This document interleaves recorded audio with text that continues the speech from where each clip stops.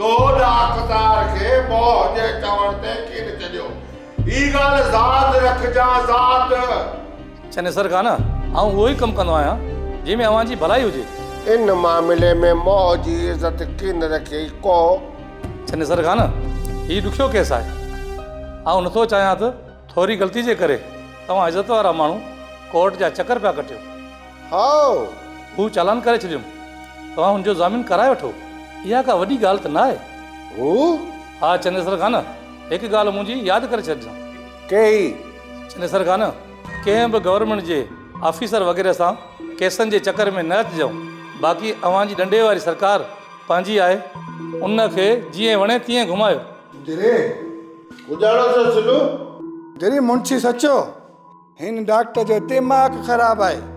गुजारो चई चए तो यार आउं वांदो कींदा आहियां पोइ ॾिसंदासीं। तो अख किन ॾेखारी ताप शिकायत में मागी तपी पियो चवे आउं तुंहिंजे मुजेरी जो हारी कोन्हे आहियां। ईअं चई हाउ मुजेरी चई त पिंड जी ड्यूटी पियो करियां ऐं आउं सरकारी माण्हू आहियां, मूंखे आउं जो ज़िमेदार गुजारो कंदो। हुनजी एॾी हिम्मत। चंद्रेश्वर खान, ॾिस त पाण इहा थोरी देरि ॻाल्हि करे वेठा आहियूं। हाउ हा हू मेडिकल ऑफिसर आहे, पंहिंजी ड्यूटी ते आहे। तव्हां ईअं उनखे झुकाए नथा सघो। हू मोजे ॻोठ मज उनखे हेॾां होॾां करण लाइ तरीक़ा त खोड़ आहिनि, पोइ हरू भरू छिक छिका करण जी कहिड़ी ज़रूरत आहे।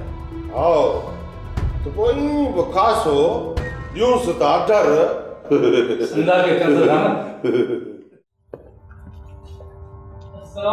वालेकुम सलाम वालेकुम सलाम। वे सुबेदार साहब वे अची बाबा कुछ है तो ठीक है। अरे खबर सुबेदार साहब डॉक्टर वारो मामलो कीअं थियो? चंद्रेश्वर खान, हुनजो त कल्ह ई ज़ामीन खणाए आज़ादु कराए छॾियमि। उहो अञा ॻोठु न आहे पहुतो छा? हिते त किने पहुतो? चंद्रेश्वर खान, थी सघे थो कंहिं संगत साथ सां मिलण वियो हुजे। हाणे पाणे धूड़ पाए पियो ईंदो, तूं सुणाए कीअं अचण थियो? चंद्रेश्वर खान, इहा बि का पुछण जी ॻाल्हि आहे छा? समझी वियुसि। मुंशी ओ मुंशी गुजारो मुजेरी मुंशी ॾिसी तो हमरा धरणो आयो वेठो आहे।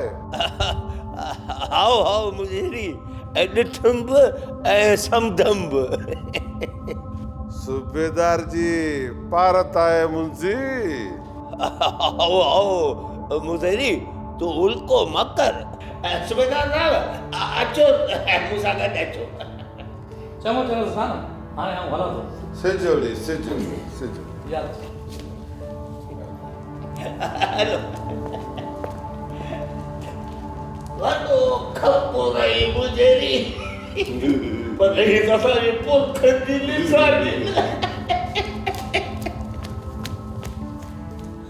सोप सीरियल सारंग जा तमाम एपिसोड्स ॾिसो HD क्वालिटी में। विजिट करियो असांजो YouTube channel Sindh TV HD drama. Subscribe कयो असांजो official YouTube channel Sindh TV HD drama ऐं वधीक अपडेट लाइ बेल आइकन खे क्लिक करियो।